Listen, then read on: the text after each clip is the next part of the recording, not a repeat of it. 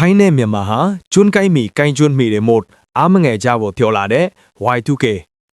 အခုလိုအခြေအနေမျိုးမှာထိုင်းနိုင်ငံမှာအလုပ်လုပ်နေတဲ့မြန်မာညီကိုမောင်နှမတွေအားလုံးကိုပြောချင်စရာတစ်ခုရှိပါတယ်ဗျာ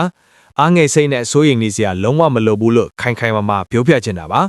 ကျွန်တော်တို့ထိုင်းနဲ့မြန်မာဆိုတာကိုင်းကျွန်းမီကျွန်းကိုင်းမီလို့ပြောရလောက်အောင်နီးစပ်တဲ့နိုင်ငံတွေဒလိထုံးစံကျင်းနဲ့အများကြီးဆင်တူနေတာကိုတွေ့ရမှာပါ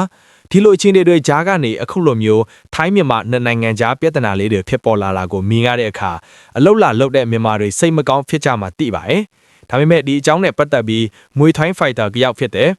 Y2K ကနေထူးခြားတဲ့စကားအသံတစ်ခုထွက်လာခဲ့တယ်ခင်ဗျာ။သူကတော့ကျွန်တော်တို့မြန်မာပြည်ကနေကျော်ဖိုက်တာကျော်စွာဝင်းရဲ့ Fairtex Gym ရဲ့လေ့ကျင့်ပေါ်တငယ်ချင်းလည်းဖြစ်ပါတယ်။ Y2K ကသူပြောတဲ့စကားတွေမှာအတိတ်ပဲအပြည့်နဲ့ယုံကြည်မှုအပြည့်ရှိနေတာတွေ့ရပါတယ်ခင်ဗျာ။သူကထိုင်းလူမျိုးတယောက်အနေနဲ့မြန်မာတွေကိုဘာမှအားမငယ်ဖို့စိတ်သက်မကြဖို့တိုက်တွန်းနေတာပါ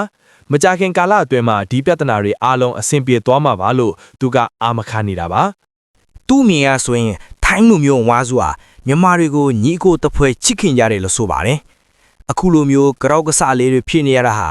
ထိုင်းမျိုးချစ်အစွန်းရောက်တဲ့မြန်မာတွေကိုမလိုလားတဲ့လူအနှဲငယ်ရဲ့ဆောင်ရွက်မှုတွေကြောင့်သာထိနေရတာပါလို့သူကရှင်းပြခဲ့တာပါဒါတွေဟာဘာမှမဟုတ်တဲ့ကိစ္စသေးသေးလေးတွေပဲလို့ပြောရမှာပါ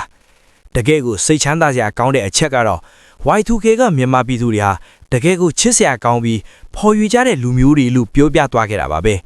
ဒီလိုအမှန်တရားတွေကလည်းရှိနေတာမို့လို့ထိုင်းမှာအလုပ်လုပ်နေကြတဲ့မြန်မာတွေအနေနဲ့စိတ်ကိုအေးချမ်းသာပြီးကိုယ့်အလုပ်ကိုဆက်လုပ်ကြဖို့တိုက်တွန်းချင်ပါတယ်ယုံကြည်မှုနဲ့ရှေ့ဆက်ကြပါလို့ပြောလိုက်ချင်ပါတယ်ဗျာ